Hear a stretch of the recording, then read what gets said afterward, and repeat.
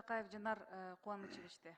Жогорку кеңештин депутаты Жанарбек Акаев 28 ноябрга белгиленген парламенттик шайлоого катышуу үчүн таасирдүү кызмат адамдары жана акчалуулар кирген эки партия түзүлүп жатканын айтты. Ал муну былтыр жыйынтыгы жокко чыгарылган чуулгандуу парламенттик шайлоо менен салыштырып, бийлик муну алдын алыш керектигин билдирди.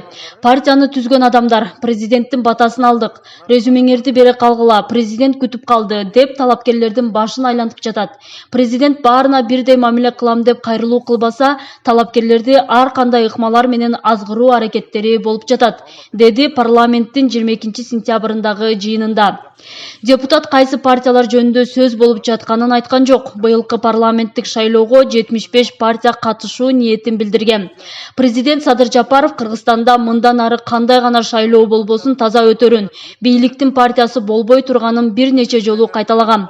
Борбордук шайлоо комиссиясынын төрайымы Нуржан Шайылдабекова административдик ресурсту колдонгон партияга каршы айрым партиялар каражатты колдонорун айтып, мындай көрүнүшкө жол берилбеши керектигин билдирди.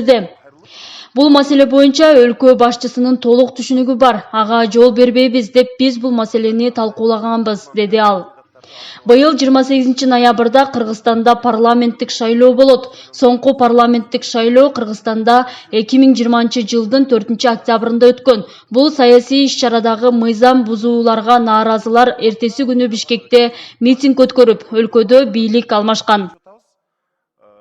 Ушул депутатка талапкер боло турган бир илим билимдүү адамдар дагы жанагы преференциалдык шайлоо системасында кандай негизде болоруна көпчүлүгү бир аз маалымат азыраак болуп атат да.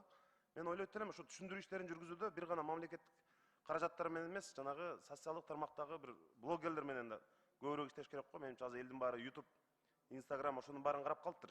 КТР менен жанагы ЛТРди карабастанчы.